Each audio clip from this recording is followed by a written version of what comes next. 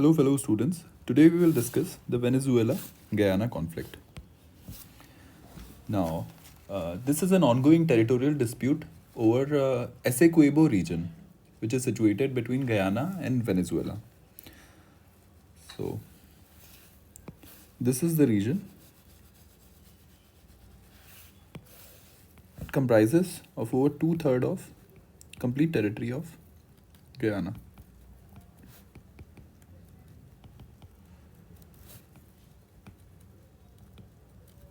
Which is around 160,000 kilometers.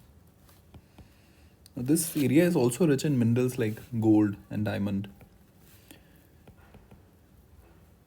And it also gives access to offshore oil reserves.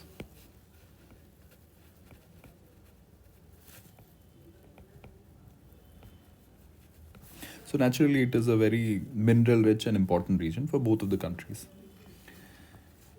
Now, why this topic is in news now? Because the dispute is over 100 years old.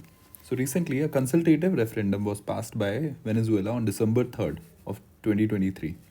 Under this referendum, so public rejected the ICJ jurisdiction. So in 2018, the border dispute was sent to International Criminal ICJ Court, and in this referendum, this has been rejected. Any outside jurisdiction has been rejected, and also it has claimed that the Essequibo region is going to be declared as a new state. Now, naturally, it will create some ripples. These are some of the articles that we see in newspapers like the Indian Express and the Hindu. So, what the border dispute is all about? So, in 1899, an arbitral award was signed between United States, UK, and Russia. Coincidentally, Venezuela was not part of this group which declared this award. The reason was Venezuela had no diplomatic relationship with UK at that time. Now, this agreement is basically the de facto boundary which is accepted by Guyana.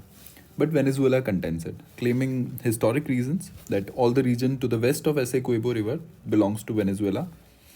And also another agreement in 1966, which was signed between UK, Venezuela, and Guyana. Venezuela claims that this agreement nullifies the arbitral award of 1899.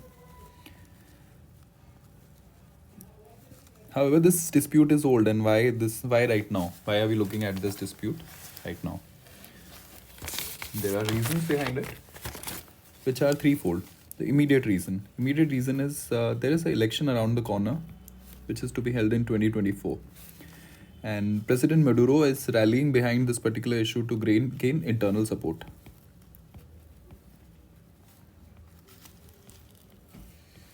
Now, oil has its own role. So in 2015, ExxonMobil led consortium had discovered oil in this Essequibo region, and it started pumping oil in 2019. And third is socio-economic reason. Now, to understand socio-economic reason, we have to look at the re-election dispute which happened in 2018.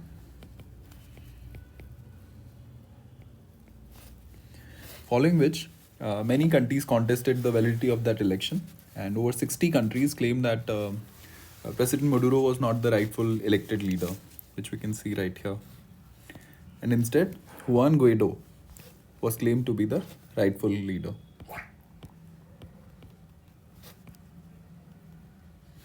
And the world was polarized.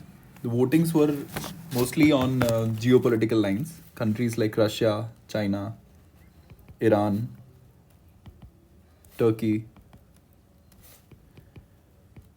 supported Maduro. On the other hand, rest of the countries, they were supporting Juan Guaido. However, that issue eventually died down due to declining a failed military intervention and declining support of Guaido. So this led to sanctions by US on Venezuela. And given that a majority of Venezuelan economy relied on oil, so it could not export oil anymore. and it led to impoverishment of population. At the same time, the oil is being discovered in Guyana, and which is a small country, and its economy is doing very well. So it led to an inherent conflict. So all this culminated into this December 3rd um, referendum. I'm sorry, December 3rd referendum. Okay. These are some of the articles. If you want, you can take a look at them. But I have basically summarized what is written there. So, what is the international reaction to this issue? International reaction is that a UNSC had held a closed door meeting, in which efforts were made to de escalate the situation. Later on in December 14, the two presidents of Guyana and Venezuela met.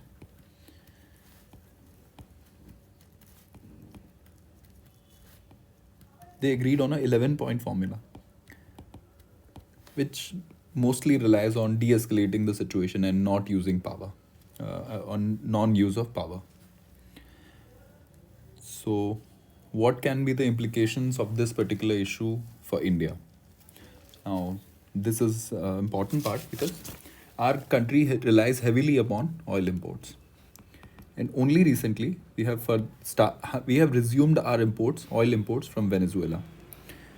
Why we were able to do this is US has basically lifted some of the sanctions on Venezuela to discourage China from buying cheap oil from Venezuela. Apart from that, ongoing conflicts around the world in form of Israel-Hamas conflict or Russia-Ukraine. They have far-reaching implications for geo-economies and geopolitics.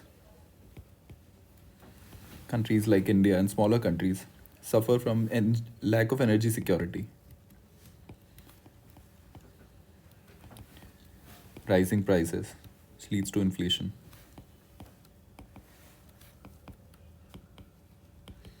Also, security of our sea lines is affected. And on a greater scale, it leads to polarization of world. So if you look at it, it's not really in anybody's interest, apart from the countries that are disputing it most of the time. So what can we expect this particular issue to look like going forward? We can expect it to continue to bubble up until Venezuelan elections are concluded.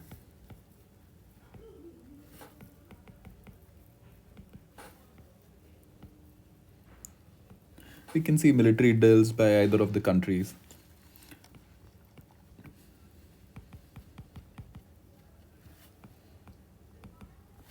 Or legislations like recently one by Venezuela, where it passed that the Essequibo is declared as a province. Going forward, it should die down by the end of elections. So this is the complete issue, and I hope that going forward, this explanation will help you understand the topic as you read it in the newspaper better. Thank you so much.